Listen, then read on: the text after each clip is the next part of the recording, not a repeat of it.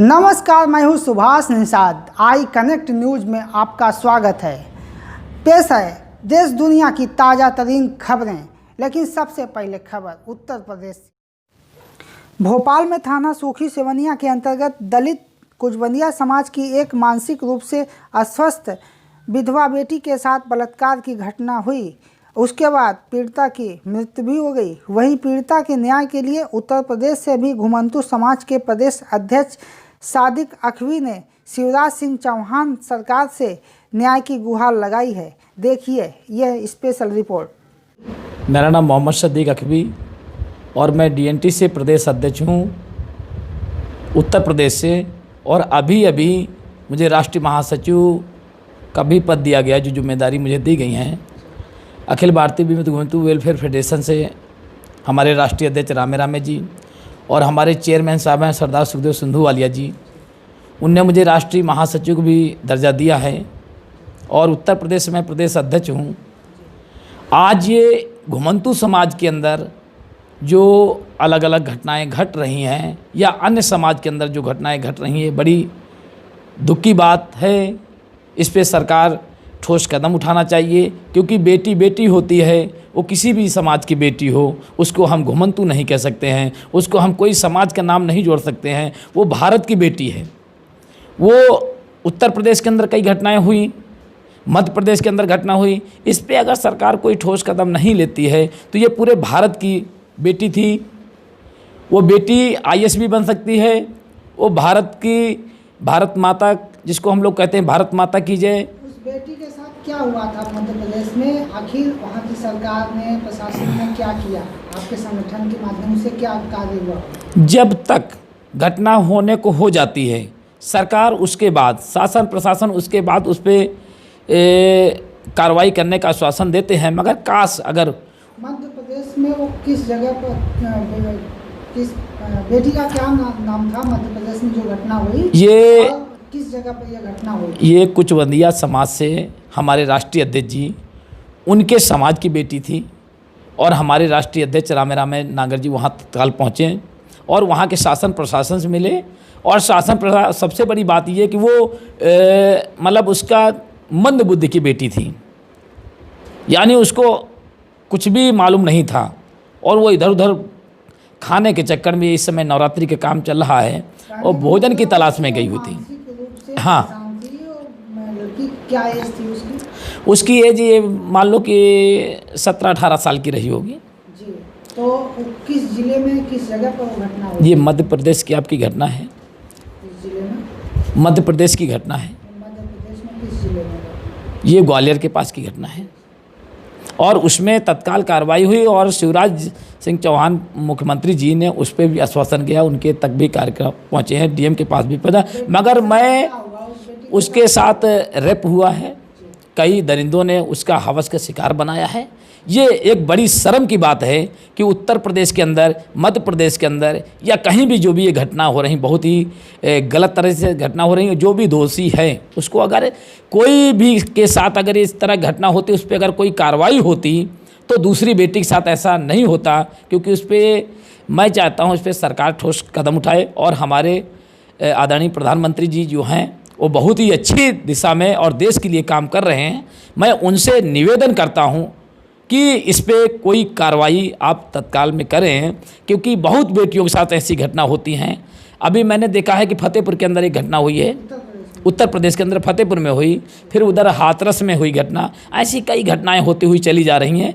जब तक इनके ऊपर कोई अंकुश नहीं लगेगा, तब तक ऐसी बहुत बेटियों के साथ अत्याचार होता रहेगा। हमारे प्रधानमंत्री जी का, भारतीय जनता पार्टी एक नारा था कि बेटी बचाओ बेटी पढ़ाओ। मैं एक निवेदन के साथ कहना चाहता हूँ कि बेटी बचाओ कैसे बचाया जाएगा, उसके विषय में सरकार को तय करना पड़ेगा।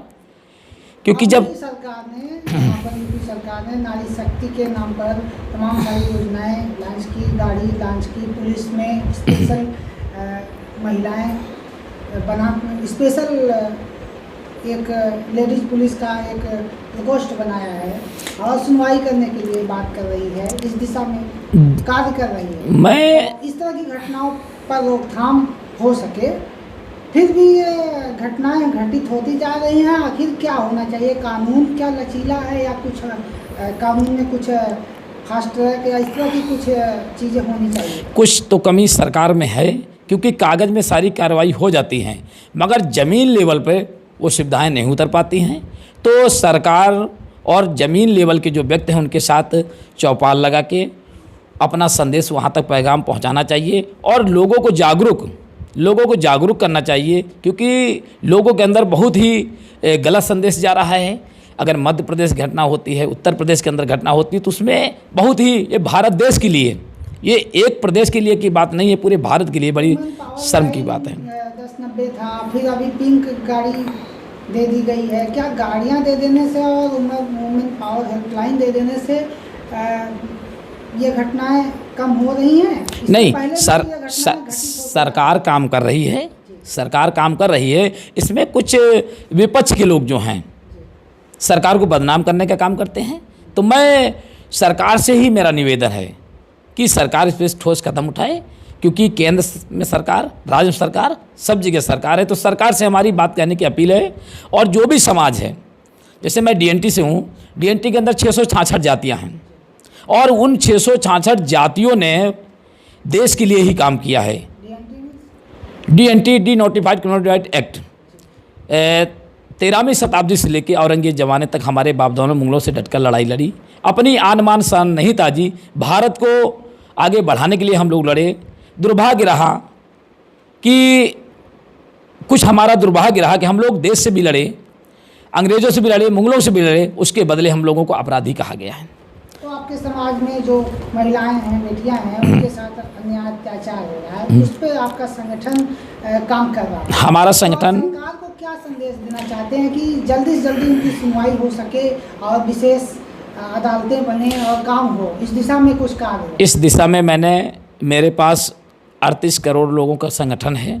हमारे राष्ट्रीय अध्यक्ष रामेरामे नागर जी हैं और जो हमारे चेयरमैन साहब हैं सरदार सुखदेव सिंधुवालिया जी हैं, जी रेलवे बोर्ड में एक अच्छी पोस्ट पे बैठे हुए हैं और वहाँ से नेतृत्व मिलते रहता है और वो हमेशा ज़मीन लेवल पे लोगों के लिए बहुत कुछ करने के लिए करते रहते हैं। फिर मेरी बात, मैं अपने उत्तर प्रदेश के अंदर जो आपके राष्ट्रीय अध्यक्ष जी हैं राजेंद्र गौड़ जी, गौड़ समाज से राष्ट्रीय अध्यक्ष हैं, अनुसूचित मोर्चा के प्रदेश अध्यक्ष रहे और इस समय एसटीसी आयोग के सदस्य हैं। अक्सर मैं उनके इस विषय में बात कहता हूं और वो हमारे समाज के लिए बहुत काम करते रहते हैं। एक फ़ोन जाता है तुरंत तत्काल कार्रवाई करते हैं। तो ऐसे जैसे राजेंद्र गौड़ जी हैं, ऐसे अगर व्यक्ति हर जगह हो जाएं तो मैं कहता हूं वो भारत का विश्वगुरु फिर हो सकता है, क्योंकि भारत विश्वगुरु था, विश्वगुरु है, विश्वगुरु ही रहेगा। काश अगर राजेंद्र गौड़ जैसे लोग, जो भी अधिकारी हैं, वो इन समाज की बातों को सुनने लगें तो भाई ये तो भारत है, सबका भारत तो मजबूत भारत है।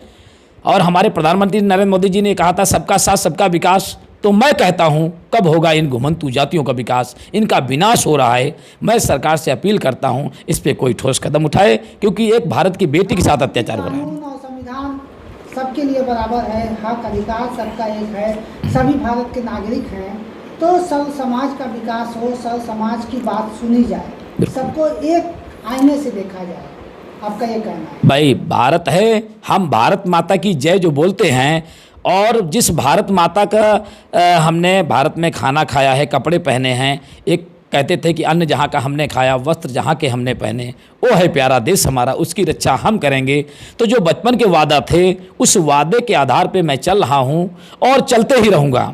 सरकार से अपनी बात को रखते रहूँगा। गौड़ साहब जैसे जो हमारे साथ देने वाले लोग हैं, उनसे आवाज़ उठाता रहूँगा। सरकार के पास हमारी आवाज़ पहुँच रही है और सरकार उस पर काम भी कर रही है। तो अब आप बताइए कि आपके समाज के साथ जो अत्याचार हो रहा है, बहु बेटियों के साथ हो रहा है, तो उस पर क्या आप क्या संदेश देना चाहते हैं प्रदेश सरकार को, उत्तर प्रदेश सरकार को और अन्य जो राज्य में घटनाएं हो रही हैं? मैं सरकार से सिर्फ निवेदन कर सकता हूं, मैं सरकार से अपना पैगाम सरकार तक पहुंचा सकता हूं। बाकी सरकार को कैसे क्या करना है, सरकार हमें बताए कैसे क्या किया जाएगा। सरकार हाँ, इस घटना पे मैं कहता हूं जो भी दोषी हो उसको तत्काल फांसी की सज़ा होनी चाहिए, वो चाहे जिस समाज को हो। क्योंकि जो बेटी के साथ ऐसी घटनाएं हो रही, बड़े शर्म की बात है। इसमें पूरे भारत की लज्जा जा रही है। और ये बेटी बेटी होती है, चाहे जिस समाज की बेटी हो, बेटी की कोई जात नहीं होती, बेटी बेटी होती है।